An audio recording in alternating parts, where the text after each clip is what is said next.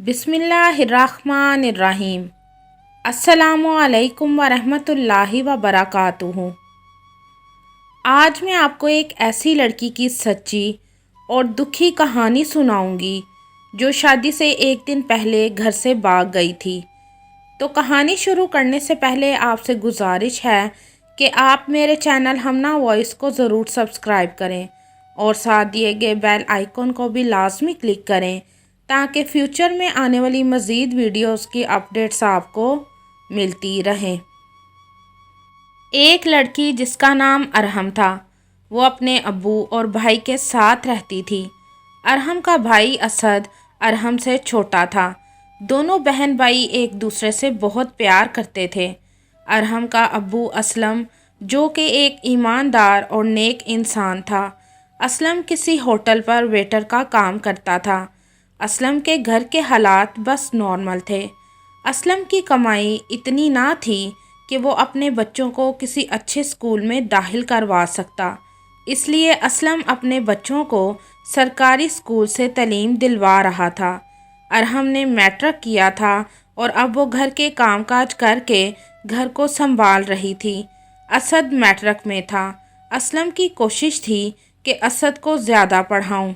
असलम ये सोचता था कि अरहम की तो कल को शादी हो जानी है और आगे जाकर भी उसने घर का चूल्हा ही संभालना है।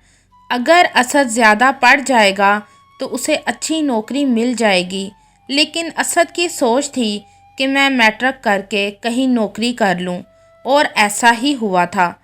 असद के जब मैट्रिक के इम्तिहानात हुए तो अभी रिज़ल्ट भी ना आया था कि असद ने किसी के पास मजदूरी करनी शुरू कर दी थी। असद ने अपने अब्बू को कई बार कहा, अब्बू आप जिस होटल में वेटर का काम करते हैं मुझे भी वहाँ लगवा दें। पर असलम ने असद को कहा, असद अभी तुम ये काम ना ही करो तो अच्छा है, तुम अभी और पढ़ लो। लेकिन असद बोलता, अब्बू क्या करूँगा पढ़कर, आखिर करना तो काम ही है ना, और वैसे भी अरहम की शादी भी करनी है। अगर मैं आपके साथ मिलकर काम करूँगा तो कम से कम अरहम की शादी तो अच्छे तरीके से कर सकेंगे। अरहम और असद अक्सर अपने अब्बू के पास, जहाँ असलम वेटर का काम करता था, वहाँ अक्सर खाना खाने जाते थे। एक दिन ऐसा ही हुआ। अरहम और असद होटल पर खाना खाने गए तो असद अरहम को बिठाकर किसी काम के लिए चला गया और अरहम को कहकर गया, तुम खाना खा लेना, मैं थोड़ी देर तक आ जाता हूँ, फिर तुमको वापसी पर लेता जाऊँगा। अरहम बैठी खाना खा रही थी कि एक लड़का जो कि होटल में आया और आकर अरहम के सामने लगी मेज़ के साथ पड़ी कुर्सी पर बैठ गया और खाने के लिए वेटर को बुलाने लगा। वेटर आया और उस लड़के से खाने का ऑर्डर लेकर चला गया। फिर वो लड़का अपने मोबाइल में मसरूफ़ हो गया था और अरहम अपने खाने में मसरूफ़ हो गई थी। अचानक अरहम ने महसूस किया जैसे उसको कोई देख रहा है। अरहम ने जब इधर उधर देखा तो काफ़ी कस्टमर जा चुके थे। फिर अरहम की नज़र उसके सामने बैठे हुए लड़के पर पड़ी। वो लड़का अरहम की ही तरफ देख रहा था। अरहम ने अपनी नज़रें नीचे कर ली थीं। वो लड़का देखने में काफ़ी अमीर घर का लग रहा था। वो लड़का बार बार अरहम ही की तरफ देखे जा रहा था और अरहम शर्म के मारे उस लड़के से नज़रें चुरा रही थी। अचानक अरहम का भाई असद आ गया और अरहम को बोला, खा लिया खाना? तो अरहम बोली, हाँ। तो असद बोला, चलो फिर घर चलें। तो अरहम बोली, क्या तुमने खाना नहीं खाना? तो असद बोला, नहीं, मैं घर जाकर खाना खा लूँगा। इतने में वही लड़का जो अरहम को बार बार देख रहा था बोला, अरे असद, तुम असद ही हो ना?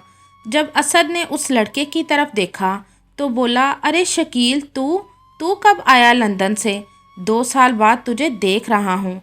तो शकील बोला, यार 1 हफ़्ता हो गया पाकिस्तान आए हुए, आज ही घर से बाहर निकला हूँ।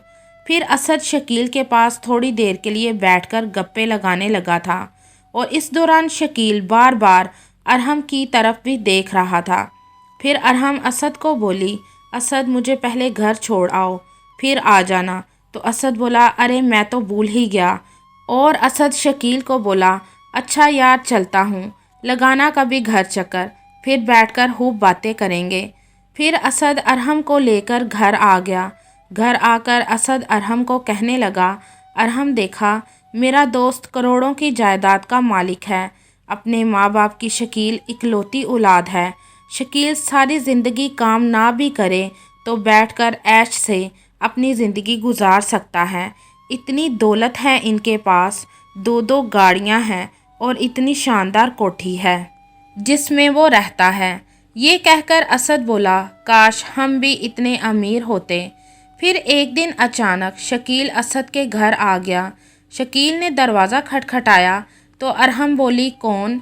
तो शकील बोला, मैं शकील हूँ, असद घर में है क्या? तो अरहम बोली, जी अभी बुलाती हूँ। अरहम ने असद को आवाज़ दी, असद तुम्हारा दोस्त शकील आया है। असद ने दरवाज़ा खोला तो शकील के हाथों में बहुत सारे शॉपिंग बैग थे। ऐसे लगता था जैसे शकील अभी अभी मार्केट से शॉपिंग करके आया हो। असद ने शकील से पूछा, क्या हाल है शकील? तो शकील बोला, अरे यार, क्या अंदर नहीं बुलाओगे? इतना सामान मैंने उठाया हुआ है। असद शकील को घर के अंदर बुलाना तो नहीं चाहता था, लेकिन मजबूरन उसके कहने पर उसे घर के अंदर ले आया था। असद ने शकील को कहा, अच्छा बताओ अब क्या खाओगे? तो शकील बोला, भाई मैं कुछ नहीं खाऊंगा, बस एक गिलास पानी का पिला दे। तो असद ने अरहम को कहा कि अरहम एक गिलास पानी का ला दो। अरहम पानी का गिलास लेकर आई तो शकील ने खामोश नज़रों से उसे सलाम किया और अरहम पानी का गिलास देकर अंदर कमरे में चली गई। अरहम कमरे में बैठी असद और शकील की सब बातें सुन रही थी।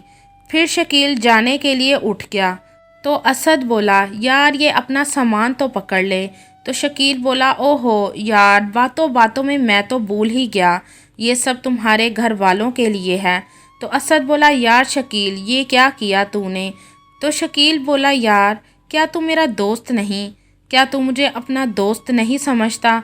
तो असद बोला, नहीं यार, ऐसी कोई बात नहीं है। साथ ही शकील बोला, यार असद मुझे अपना मोबाइल नंबर दे दे। तो असद बोला, यार मेरे पास मोबाइल नहीं है, तू तो मेरे घर के सारे हालात जानता है।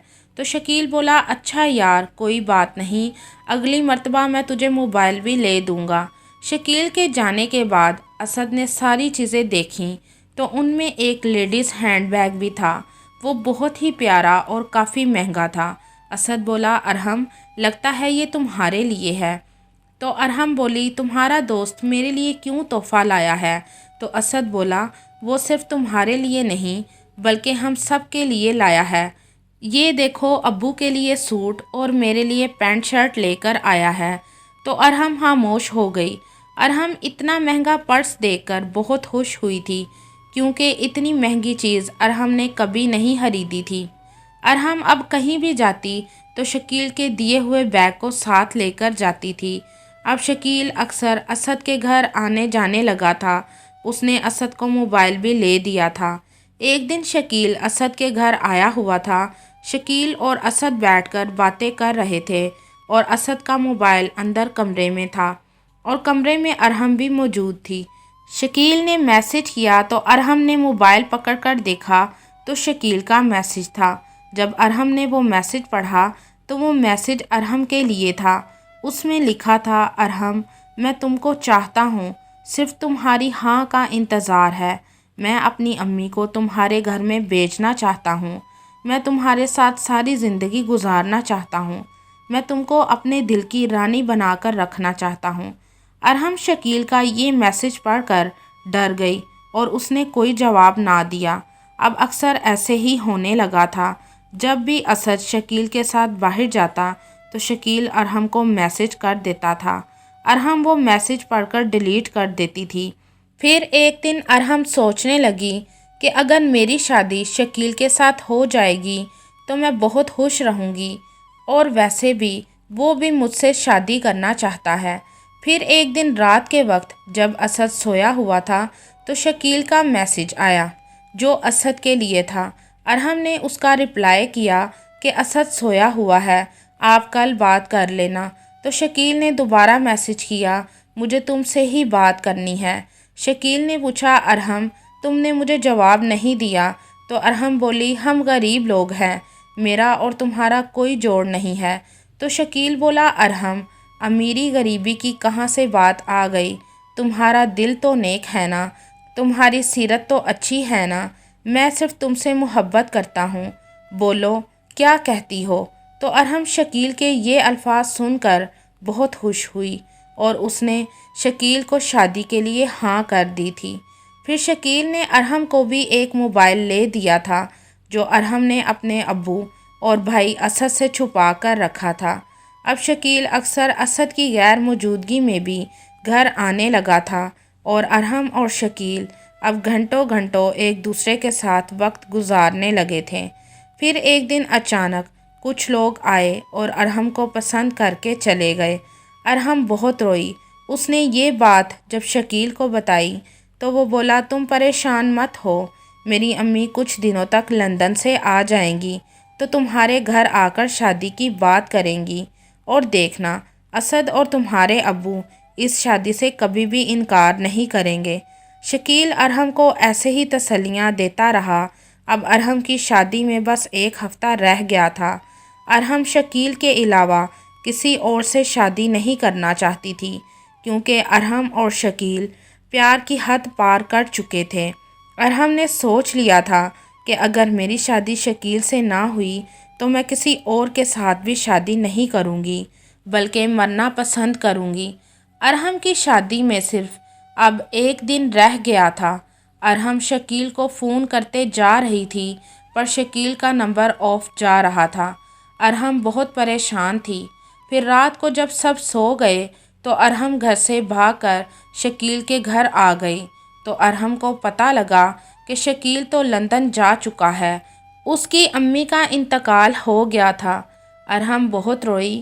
ارحم کتنے ہی گھنٹے شکیل کے گھر کے باہر بیٹھ کر روتی رہی۔ ارحم کو سمجھ نہیں آ رہی تھی کہ وہ کیا کرے۔ اس کا دل کیا کہ میں خودکشی کر لوں، لیکن اتنی ہمت بھی ارحم میں نہ تھی۔ صبح کے 10 بج چکے تھے۔ اسد اور اس کا ابو ارحم کو تلاش کر رہے تھے۔ پھر اچانک کسی نے آ کر بتایا کہ میں نے ارحم کو سڑک پر بے ہوش دیکھا ہے۔ پھر اسد اور اس کا ابو ارحم کو لے کر ہسپتال چلے گئے۔ ہوش آنے پر 5 بجے کے قریب وہ ارحم کو گھر لے آئے۔ ارحم کے بھائی اور ابو نے اسے بہت کھڑی کھوٹی سنائی تھی اور اسے خوب ڈانٹا تھا، پر ارحم نے ان کی کسی بات کا جواب نہ دیا تھا۔ ارحم کو چپ لگ گئی تھی۔ ارحم کے ابو نے جب ارحم کی ایسی حالت دیکھی تو اس نے ارحم کے آگے ہاتھ جوڑے اور کہا بیٹی میری عزت رکھ لے، پر ارحم پھر بھی کچھ نہ بولی۔ ارحم کو خود پر غصہ آ رہا تھا کہ اس نے شکیل پر اندھا اعتماد کیا ہی کیوں تھا۔ پھر سب بارات کا انتظار کرنے لگے لیکن بارات نہ آئی۔ اسلم نے جب لڑکے والوں کو فون کیا کہ آپ آئے نہیں تو انہوں نے کہا کہ ہم ایسی لڑکی کو بیاہ کر اپنے گھر میں نہیں لا سکتے جو راتوں کو گھر سے غائب رہے۔ ارحم کے ابو نے جب لڑکے والوں کی یہ بات سنی تو اسلم کو اٹیک ہونے سے اس کے دماغ کی نس پھٹ گئی تھی اور وہ اللہ کو پیارا ہو گیا تھا۔ اسلم کے جانے کے بعد کئی دفعہ ارحم نے اپنی جان لینے کی کوشش کی تھی کیونکہ اسد نے کئی دفعہ ارحم کو کہا کہ ابو تمہاری وجہ سے ہمیں اس دنیا میں تنہا چھوڑ کر چلے گئے ہیں۔ محبت کرنا کوئی جرم تو نہیں، لیکن ایسی محبت کس کام کی جو ماں باپ کی عزت کو خراب کر دے یا انہیں معاشرے میں بدنام کر دے۔ اللہ تعالیٰ سب کی بیٹیوں کو اپنے حفظ و ایمان میں رکھے، آمین۔ آپ بھی اس کہانی کے بارے میں اپنی رائے کمنٹ میں ضرور بتائیے گا۔